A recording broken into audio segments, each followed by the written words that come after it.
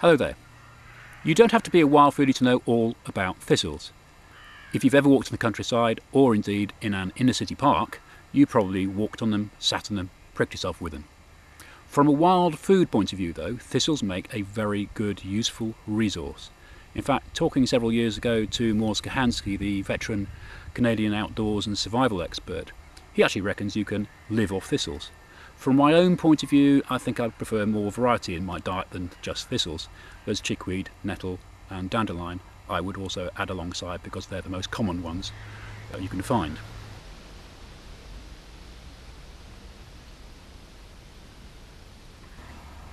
In this video, however, I just want to concentrate on one particular thistle commonly found in the British Isles, the field or creeping thistle. So let's go and see what it's about and what it can provide us with.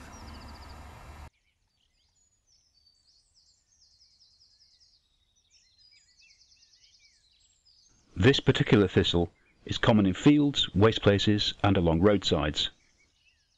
It is a perennial and has a creeping root system which makes it problematic for landowners who wage war on this species with chemical sprays. So it's best to check what's been going on in a field before you start harvesting.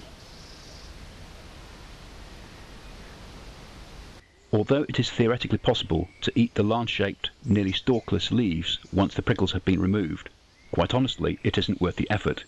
The time spent in removing the prickles isn't rewarded by sufficient edible greenery at the end, though perhaps if you're in dire straits, then you might approach the leaves as a last resort edible green. The stems, however, are a very different matter.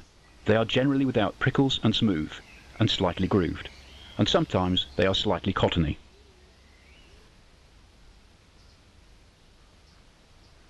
What you're looking for is supple upper stem material, up to the point of the flower buds appearing, and about the thickness of a cigarette or pencil.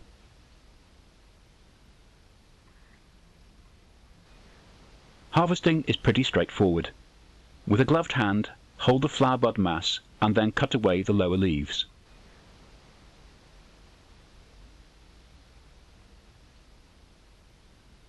All you need to do then is peel away the outer layer of fibres to get to the inner pith.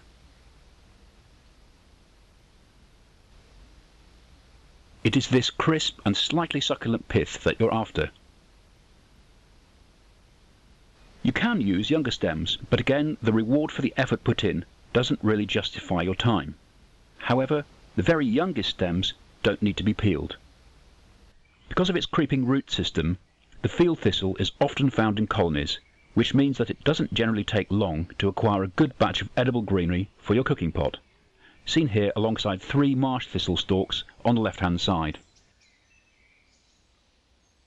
The marsh thistle, very occasionally called the water thistle, has soft stems under that formidable layer of prickles, and, believe it or not, also makes good eating, though the outer skin doesn't peel off so easily as the field thistle. What you do with your thistle stems is really down to your imagination.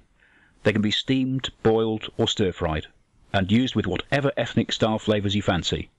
However, they are best when they retain some of their original crispness, rather than being cooked to death.